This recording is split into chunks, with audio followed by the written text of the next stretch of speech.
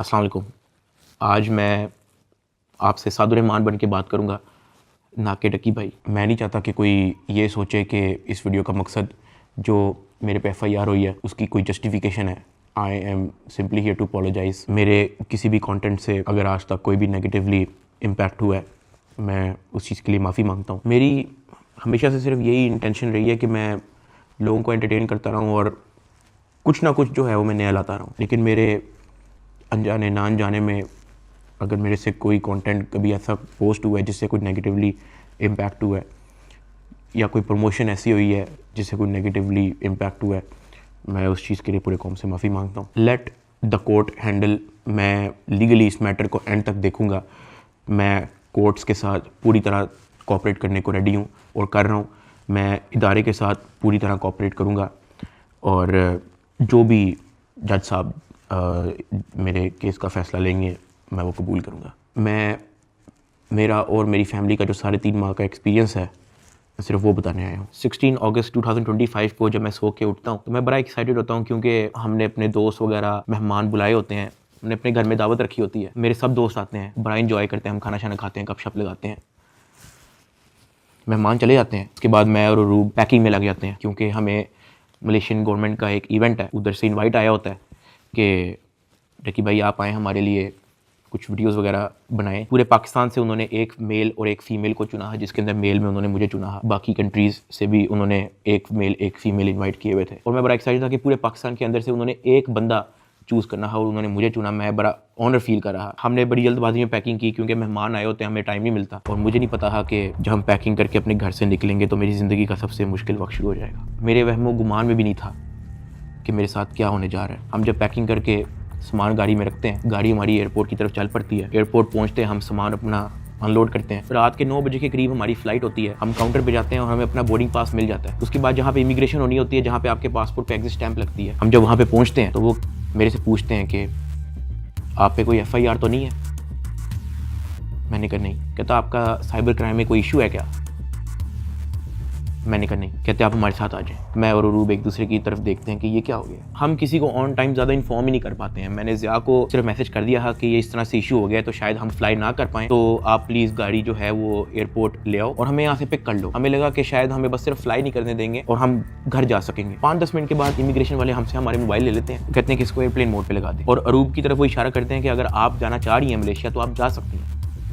अरूब ने कहा नहीं, अगर साथ मेरे साथ जा रहा है तो मैं चले जाती हूँ, वरना मैं इधर ही ठीक हूँ। शायद ये मेरी गलती ही, मुझे उसको जाने देना चाहिए था, क्योंकि उसके बाद जिस चीज़ से मेरी फैमिली ने गो थ्रू किया है, मैंने यही रिग्रेट किया कि मुझे रूब को मलेशिया भेज देना चाहिए था। इमिग्रेशन वाले हमें एक रूम में बैठा देते हैं। मैं और रूब बस आपस में गपशप लगा रहे होते हैं कि कोई नहीं कल चले जाएंगे, कोई नहीं दोबारा टिकट करा के परसों चले जाएंगे, इवेंट भी 2 दिन के बाद है, कल चले जाएंगे। हम आपस में यही डिस्कस कर रहे थे। बिल्कुल मेरे अंदर इतना सा भी वहम गुमान नहीं था कि असल में इशू क्या। 1 घंटे के बाद इमिग्रेशन वाले आते हैं, वो कहते हैं कि आ जाए हमारे साथ। एयरपोर्ट के बाहर NCCI की टीम आई होती है, मुझे वो हथकड़ी लगाते हैं, मुझे गाड़ी में बैठा देते हैं। अरूब कहती है कि मैंने भी साथ आना है। मैंने इसको कहा नहीं, तुम घर चली जाओ, मुझे नहीं पता क्या सीन है, मैं हैंडल कर लूँ। वो गाड़ी भी चल पड़ी थी, गाड़ी सीधा चलेगी NCCI ऑफिस गुलबर्ग। इस वक्त यूट्यूबर डकी भाई की गिरफ्तारी का हर तरफ चर्चा है। डकी भाई को लाहौर एयरपोर्ट पर उस वक्त गिरफ्तार किया गया जब अब इन्होंने मुल्क जा रहा था। NCCI लाहौर ने मारूफ यूट्यूबर सादुर्रहमान उर्फ डकी भाई के खिलाफ मुख्तलिफ इल्जामात के तहत मुकदमा दर्ज कर लिया। साइबर क्राइम एजेंसी ने यूट्यूबर साद उर्फ डकी भाई के खिलाफ मुकदमा दर्ज कर लिया है। मशहूर यूट्यूबर डकी भाई कल रात से गिरफ्तार है। पाकिस्तान के सबसे मशहूर यूट्यूबर डकी भाई एक बार फिर बड़ी मुश्किल में फंस गए हैं। मुल्जिम को गुज़श्ता रात लाहौर एयरपोर्ट से गिरफ्तार किया गया था। यूट्यूबर डकी भाई बड़ी मुश्किल में, हुक्म जारी, मदाहों के लिए बुरी खबर। डकी भाई डकी भाई डकी भाई डकी भाई डकी भाई डकी भाई डकी भाई।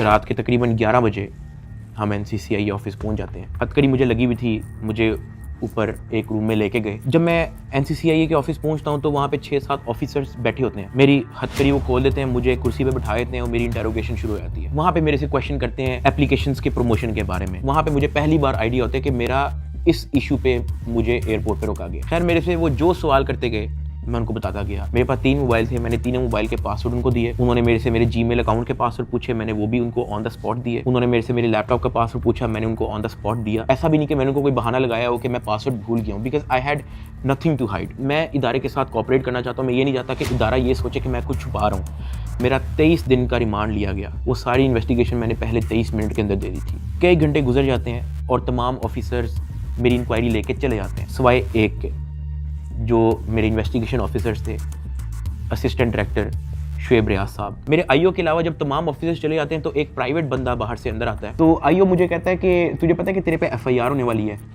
मैंने कहा यार मुझे थोड़ा सा एक्सप्लेन कर दें कि मेरे पे केस क्या है और क्या एफआईआर है और मैंने किया क्या है। तो जो प्राइवेट बंदा था जो बाद में आया था ना, वो कहता कि यार तेरे बहुत बड़े मामला आते हैं, तेरा बहुत बड़ा मैटर है, तेरे पीछे आईएसआई है, तेरे पीछे एमआई है, तेरे पीछे क्या क्या एजेंसी है। कहता तुझे पता ही नहीं है कि तूने क्या किया। तो वो मेरे पे ये इंप्रेशन डाला था कि हर इदारा जो है वो मेरे पीछे पड़ गया। साथ ही कहता कि लेकिन अगर आप हमारे साथ कोऑपरेट करेंगे तो हम आपके साथ कोऑपरेट करेंगे। मेरा तो काम ही कोई नहीं है। मैं सुबह उठता हूँ, फैमिली को टाइम दिया, बेगम को टाइम दिया, एक आधे दोस्त को टाइम दिया, जाके व्लॉग वगैरह बना लिया, घर आए, सो गए, दैट्स इट। इसके अलावा मेरी लाइफ में कुछ है ही। मेरे माइंड में 100 सवाल आना शुरू हो गए, लेकिन मेरे पास जवाब किसी का नहीं था। खैर उन्होंने मेरे पे एफआईआर दे दी, मुझे हवालात में बंद कर दिया। मैंने ज़िंदगी में कभी हवालात नहीं देखी थी।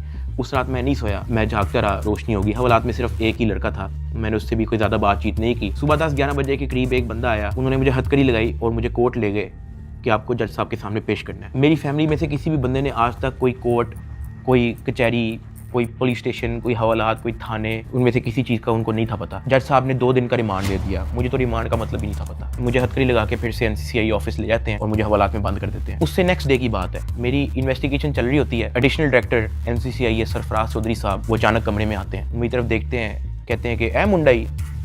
आईओ कहते हैं हाँ जी। कहते हैं इसको लेके आओ मेरे पास। आईओ हथकड़ी पकड़ता है, मेरे हाथ पे लगाता है और कहता चल। मुझे जब हथकड़ी लगा के एडिशनल डायरेक्टर रूम में लेके जाते हैं तो वहाँ पे 5 ऑफिसर्स बैठे होते हैं। एडिशनल डायरेक्टर सरफराज चौधरी साहब मेरे से पूछते हैं कि तुम कौन से एप्लीकेशन के कंट्री हेड हो। मैंने कहा कि सर मैं किसी एप्लीकेशन का कोई कंट्री हेड नहीं हूँ। वो अपनी कुर्सी से अचानक उठता है, कहता तेरी माँ किधर से आता है पैसा तेरे पास। मैंने कहा सर मैं यूट्यूबर हूँ, मेरे 8 मिलियन सब्सक्राइबर हैं, उधर एडसेंस अभी मैं बात कर ही रहा होता हूँ। कहता है कि तुम मेरे वतन अजीज के बच्चों को ख़राब कर रहे हो, क्या करता है तुम्हारा बाप। मैंने कहा जी यूनिवर्सिटी के अंदर प्रोफेसर हैं। तो कहता तुम इतने क्यों हो। मैं चुप रहता हूँ। वो चीख के बोलते, कहता बोल। मैंने कहा जी सर मैं सिर्फ वीडियोस बनाता हूँ, मैं यूट्यूबर हूँ। माँ बहन की गालियाँ वो देता रहता है। उसने मेरे मुंह पे बहुत जोर का थप्पड़ लगाया। मैं बिल्कुल चुप होकर ऐसे मुँह नीचे करके खड़ा हो गया। तो कहता मुँह ते कर।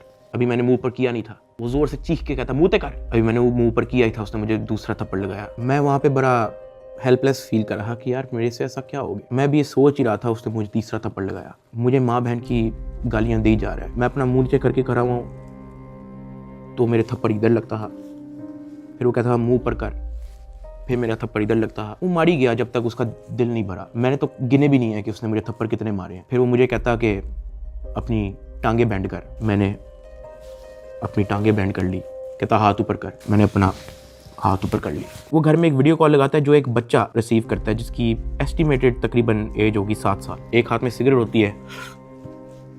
वो उस बच्चे से पूछता है कि डकी भाई को जानते हो। वो बच्चा कहता है जी।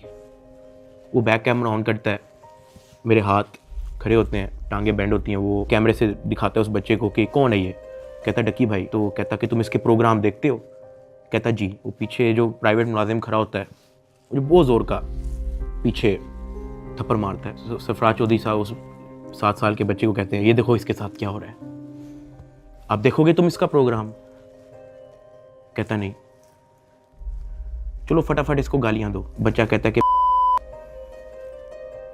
सरफराज चौधरी साहब कहते हैं और का बच्चा। सरफराज चौधरी साहब कहते हैं और का बच्चा। थप्पड़ वो मारी जा रहा होता है पीछे। वो वीडियो कॉल पे उस बच्चे को दिखा रहा होता है कि ये तुम इसके प्रोग्राम देखते हो और ये मैं क्या बताऊँ यार। खैर मैं तब बड़ा हेल्पलेस होता हूँ। मैं समझ नहीं आती कि मैं क्या करूँ और किस तरह इससे निकलूँ। मैंने क्या किया ऐसा। खैर वो सरफराज चौधरी कहता है कि इसको ले जाओ, इसकी तरीके से तफ्तीश करो। जबकि मैं डे 1 को आया हूँ, मैं सब कुछ मोबाइल का पासवर्ड मैंने लैपटॉप के पासवर्ड, मैंने जीमेल के पासवर्ड, मैंने एक चीज़ नहीं छोड़ी। मुझे आज जितने ऑफिसर्स थे वहाँ पे, मुझे एक ऑफिसर आके दिखा दे, बता दे कि डक्की भाई ने हमें ये चीज़ नहीं थी दी, इसलिए हमने मारा है। वो तफ्तीश के अंदर इस जगह कोऑपरेट नहीं था कर रहा, इसलिए हमने मारा है। मुझे एक बंदा आके दिखा दे यार। मेरा 23 दिन का रिमांड लिया, मैं